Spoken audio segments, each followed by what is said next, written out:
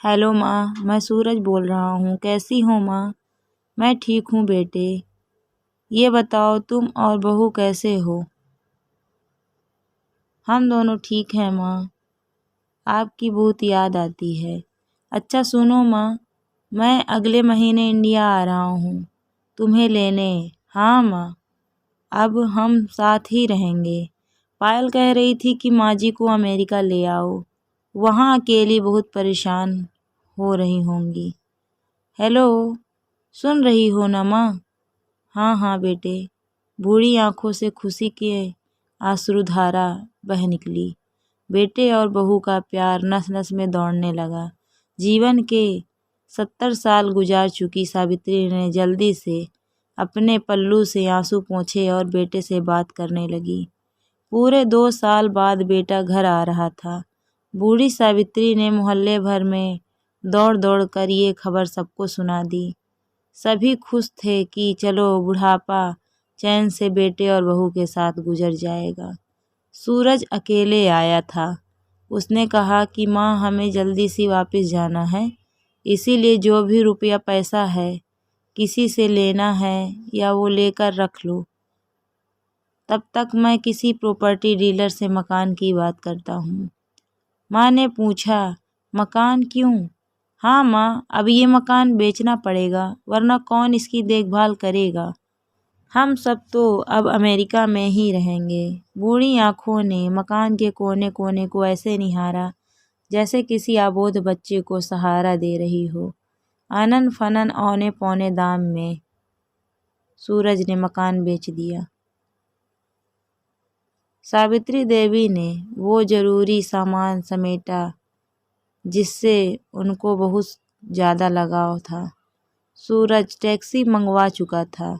Airport पहुंचकर सूरज ने कहा, माँ तुम यहाँ बैठो, मैं अंदर जाकर सामान की जांच और बोर्डिंग और वीज़ा का काम निपटा लेता हूँ। ठीक है बेटे। सावित्री देवी वहीं पास की बेंच पर बैठ गईं। काफ़ी समय बीत चुका था। बाहर बैठी सावित्री देवी बार बार उस दरवाजे की तरफ देख रही थी जिसमें सूरज गया था, लेकिन अभी तक बाहर नहीं आया। शायद अंदर बहुत भीड़ होगी सोचकर बूढ़ी आंखें फिर से टकटकी लगाए देखने लगती। अंधेरा हो चुका था। एयरपोर्ट के बाहर चहलकदमी कम हो चुकी थी। माँ जी, किससे मिलना है? एक कर्मचारी ने वृद्धा से पूछा। मेरा बेटा अंदर गया था टिकट लेने, वो मुझे अमेरिका लेकर जा रहा है, सावित्री देवी ने घबराकर कहा। लेकिन अंदर तो कोई पैसेंजर नहीं है। अमेरिका जाने वाली फ्लाइट तो दोपहर में ही चली गई है। क्या नाम था आपके बेटे का? कर्मचारी ने सवाल किया। सूरज।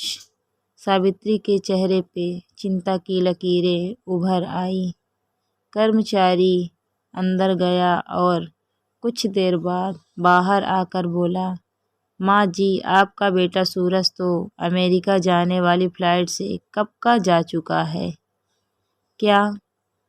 वृद्धा की आंखों से आंसुओं का सैलाब फूट गया। बूढ़ी माँ का रोम रोम कांप उठा। किसी तरह वापस घर पहुंची जो अब बिक चुका था। रात में घर के बाहर चबूतरे पर ही सो गई। सुबह हुई तो दयालु मकान मालिक ने एक कमरा रहने को दे दिया। पति की पेंशन से घर का किराया और खाने का काम चलने लगा। समय गुजरने लगा। एक दिन मकान मालिक ने वृद्धा से पूछा, माँ जी, क्यों ना आप अपने किसी रिश्तेदार के यहाँ चली जाएं?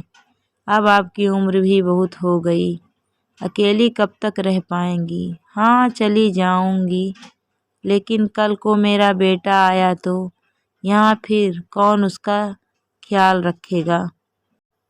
सच बोलूँ तो दोस्तों, ये स्टोरी सुन के मेरी आँख नम हो गई। कितना सब कुछ हो गया, फिर भी माँ को अपने बेटे की चिंता है।